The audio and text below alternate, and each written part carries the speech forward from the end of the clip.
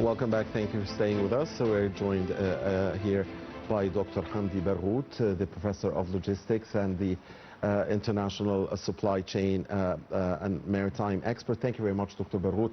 So the Strait of Hormuz, which handles nearly 1/5 of the world's oil trade and is also important for fertilizers trade. Can you highlight to us the importance of this strait for the world? Sure.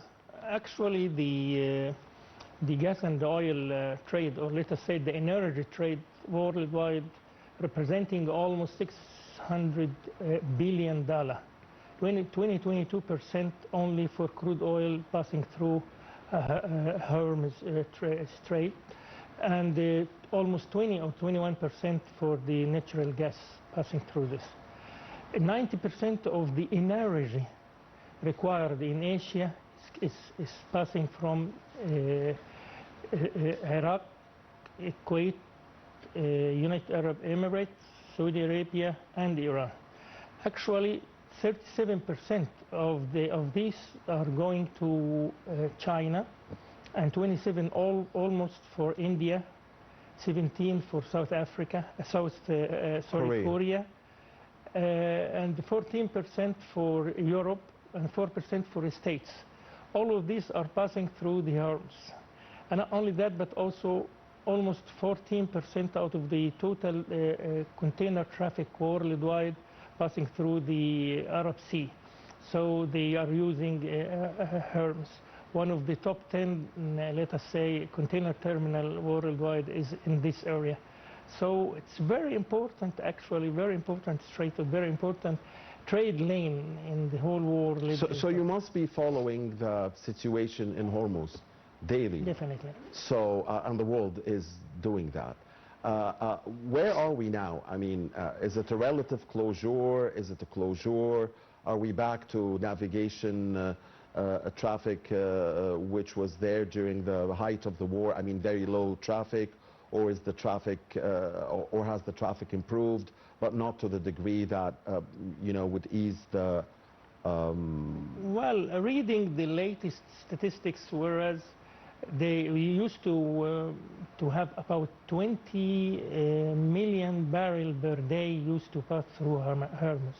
Unfortunately, during the February, when the war started between Iran and the US, it had been dropped by 2 million barrels per day only, i.e. 90% being stopped. So I think they have started yesterday also.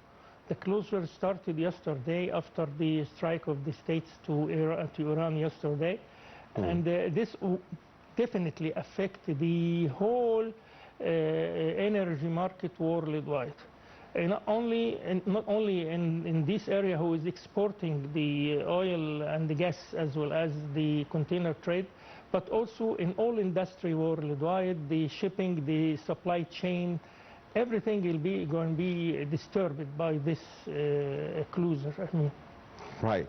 For how long can the world sustain this relative closure?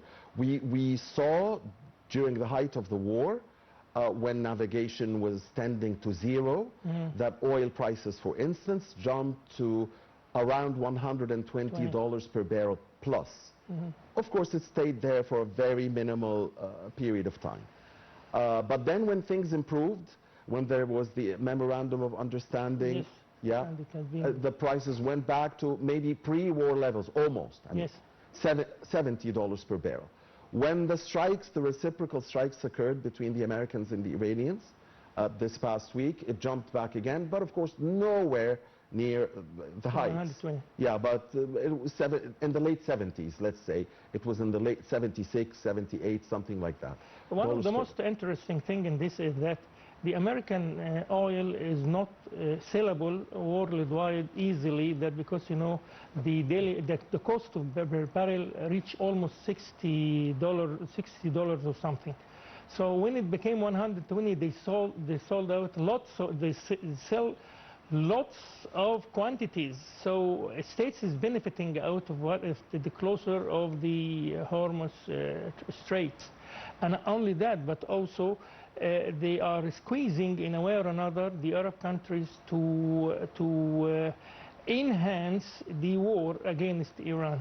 However, the only one who can make some sort of facility for their export is Saudi Arabia by pipelines, but the other cannot do it. So the price is going to go higher. No way. It's going to exceed 70, even 80 very soon after the strike of yesterday. No way. Because there is no other alternative for China, whereas they are, they are importing 37% out of 20 million barrel per day. It's almost 9 million barrel per day China needs for their industry, for their, I mean, energy needs for China only, 27% for India. So they are in bad need for this. So they are seeking to, in a way or another, to make things going, ending this war by all means and tools. Right. The question was, before the memorandum of understanding, how long will it take for prices to normalize, prices of energy? And the answer was given. It took a second, a split second. Many experts around the world said it's going to take a long time, it's going to take few months, it's going to take years, blah, blah, blah. It's the stock market and the needs. Right. But actually what happened is, once the MOU was signed, yes. I mean, it drummed like a bombshell. That was, by the way, what Mr. Trump said, and he was right. He was right. He said the prices will go as low to levels you never imagined, and it seems that we were even going to drop lower. The question here is, now that we have this... Well, I've never believed his comments whatsoever. It's very political. If we talk about economical issues, we need stability, political stability, no way. And also we need a real logistics system to handle over the market needs, and in order to make the supplies the way it needs. And that's why the political stability in the area is unknown. So we couldn't predict, whoever expert in prediction of the price of the barrel per barrel will never expect to reach 120 again, but it will never get down 80 again. It is now under 80. It is in the 70s. It's going up. Today it is in the 70s. No way. What if things improve in the Strait of Hormuz? What if negotiations over the weekend and do yield I'm very results? optimistic, by the way. But what's going on now, it's some sort of gain use out of what's going on in the area. It's not a matter of market energy. It's a matter of political stability. The 4 or 5 months of the, the stuff began on February 28th. So let's say we've had March, April, yes, May, June, and now, so it's 4+ months. Hasn't it taught the world anything about how to find substitutes, or at least relative substitutes? I mean, you're not going to completely substitute Hormuz, but relatively substitute it. Hasn't it taught the world anything about the situation? When we teaching logistics, we used to say, don't ever look through the eye of the key of the door. Open the door and then see the whole scheme the way it should be. However, the world nowadays is always seeking for alternatives. There are alternatives for moving, for transporting gas. Maybe the crude oil also is now using pipelines, and they are trying hard to do this. But still, the flow is not, will never reach 20 million barrel per day. No way. So still in bad need for this strait to supply energy to the world. It's affecting industry, affecting shipping business, affecting supply chain, everything. And that's why, even though looking for alternatives, we are seeking to make things calm down and having political stability. No way There is no other way. We always thinking of alternatives in logistics management system. We have alternatives for everything, but relatively never reach 100%. You will never make 20 million barrels per day flowing through pipelines. Never. The insurance premiums and the insurance companies, the insurance issue was confusing for many non-experts. You're an expert in this field. Tell us, how did insurance companies or insurance premiums affect the freight costs, affect the costs of goods that were transported or not transported at the height of the war via Hormuz? Well, any commodity worldwide need to be transported from door to door, from the door of the exporter to the door of the importer, passing through land transportation, air freight, sea freight, road transport, rail transport, inland water transport, river transport. All of these transportation means needs fuel, needs stability, political stability. Otherwise, in any war zone, the premium of the insurance get doubled, maybe tripled. Some other time reach more than the freight itself, because you never imagine that a $150 million vessel calling now any Iranian port. How could you cover this by any insurance premium? $150 million cost of one single vessel. So, and that's why the premium is really in a way they couldn't even though evaluate the premium. Who benefits from such a crisis? Nobody. Really? Nobody. The only beneficiary is the difference. The only, which is the only? Because I'm sure in every crisis, in every problem, there is a beneficiary. So some people have benefited from this. When we teach justice, we used to say the only solution for everybody is win-win, because war is always having lose-lose. You never win in any war. Even the winner in the war is a loser in everything. In economy, in inhabitants, in social stability, in economical stability. And that's why the only benefit nowadays, they call it the war beneficiary. Yeah. The people who is selling weapons, the people who is gaining benefit out of it. Right. States number one, Israel number two, because they want to expand their colonial effect all over the area, and not only in Lebanon or Gaza, also they are seeking to expand somewhere else, but it needs some sort of rational thinking of how to reach political stability in order to proceed in developing the economy worldwide again. Dr. Barghouth, how prepared are global logistics companies for a prolonged problem in Hormuz? We are always seeking for alternatives, actually, not only alternatives for the people who is, infected in this area, but alternatives elsewhere.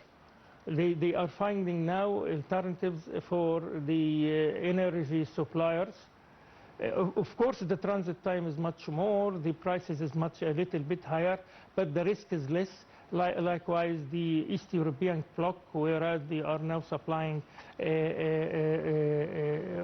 crude oil to South Korea and China, as well as India. Also, other alternatives in extreme areas, extreme market, but still you can supply things out of it, like Australia, New Zealand, or South Africa, etc. So the area we are living in, the Middle East, is now in a very hot situation. Everybody is seeking for alternative, even though the businessmen, they are leaving the area to invest somewhere else. Investment need stability. So we are losing lots of things. We are not only losing, for the time being, the traffic. We are losing, for long term, a very big volume of traffic we are going to lose. Supplies we are going to lose. Industry. If the situation, of course, remains volatile. It will remain volatile. No way, unless we gather one single decision in the Arab country to stop this, it will never stop. We are the only loser in this. And not only in the people of the Arab Sea, but also Egypt as well. Suez Canal as well. We used to host 1,340 vessels per day. You know, the crisis context for Suez Canal started in 2020 by COVID-19. And then the year after, in 2021, the strike of the Bank of the Suez Canal by Ever Given. And then the 23, the Russia-Ukrainian war. And the Red Sea crisis. And now the Iran-US crisis. Unless we have given some sort of strategic logistics solutions for people who are going to lose a lot. Right. So, again, by rule of law, every crisis yields opportunities. Sure. And maybe the problem in the Strait of Hormuz would, just highlight how important this, how even everybody knows how important is the Suez Canal. But when something like this happens in the Strait of Hormuz, which is less vital to global trade than the Suez Canal, that gives the Suez Canal even more weight. So how can we here in Egypt benefit from see an opportunity from the crisis? And I remember that at the height of the problem, there were theories talking about, pipelines coming from Saudi Arabia to the Red Sea and then to Egypt, and Egypt playing the role of an energy hub and so on. So there were some voices saying that even in the midst of the Hormuz crisis, there are opportunities for Egypt especially to capitalize on. Yeah, sure, definitely. Well, if we are talking about the situation now and the benefit or advantages for Egypt to take care of the international trade in one way or another, or encouraging investment in logistics corridor of the Suez Canal, we have a very big opportunity in this to act as a logistics hub for the Middle East as well as North Africa and East and South Africa. We have a good opportunity for this. We need political stability, as I said earlier, and logistics system, a real logistics system in order to act as a logistics hub. Using Suez Canal, using the seaports, using the multimodal transport system, intermodal transport system, logistics management system, warehousing management system, all of these are available, and we could implement this for the international trade in order to attract more and more for investing in Egypt, more industry in the economical zone of the Suez Canal, and encouraging turning our ports to be what's called smart ports, and communication-wise, receiving vessels, volume-wise, throughputs-wise, system, logistics system, backup areas. I mean, this is very important, especially lots of systems, lots of conventions in transportation, whereas we sign it and we never implement it, like the tier, like the Multimodal Transport Association. All of these are, crying for implementing in Egypt in order to gain benefit out of the situation now. We have alternatives for the whole Arab world and Africa, North Africa as well, not only South, East and South Africa, the East Mediterranean as well. We are in the middle. We have lots of, opportunities gaining benefit out of our geographical position. And unfortunately, we need system, real logistics system. So what are some of your propositions, Dr. Barghouth? I mean, you're an expert. I mean, this is your area, yes, your field of expertise. So give us some propositions, perhaps, of how best Egypt can benefit from the current situation and, transform itself into a bigger energy hub for the region. Nice. In the 1967, when we closed the canal, the Arab League designed a new pipeline, connecting the Red Sea with the Mediterranean, called Summit, Suez Mediterranean Line. Still workable. This was one day very important. Nowadays, they are seeking for alternatives for the Suez Canal. Why is that? Because the instability of the political instability. But when we give them the atmosphere, the investment atmosphere, whereas they can come with their industries in Egypt, and then we can act as a distribution or logistics hub for distributing all product worldwide. Regardless the needs of the energy of the heavy oil or the oil, we have lots of energy, the renewable energy can help. We have 365 sun shining, and we are not using solar battery the way it should be. Also, the generating electricity for the windmill, we need 9 meter per speed, wind speed for 9 meter per second. And we have several spots in Egypt have this. Unfortunately, we are not using this as well for the time being. The atomic station will make a real industrial area all around. A Daba nuclear yes, exactly. I saw in the north of Germany, it was a very small village, whereas they are only planting some apple. And when they have established the nuclear power plant there, it's becoming the most richest area ever in Germany. Wow. Industrial-wise, luxury inhabitants-wise, lots of things, lots of opportunities. This is one. Suez Canal economic zone, it's not working the way it should be. Still, we don't have a real logistics center there. So we need a logistics center. We need the logistics center in this area. Yeah. Also, the river transportation, we should have to raise some burden for the road transportation to the Nile and to the rail. These are in order to prepare our infrastructure for the coming opportunities. Inshallah. Thank you very much. It's been a great pleasure. Dr. Hamdy Barghouth, the professor of logistics and the expert on international supply chain routes. Thank you very much. Hope to see you again. Thank you very much. And thank you for watching Nile Oracle. Please stay. Good night. Oh, nice.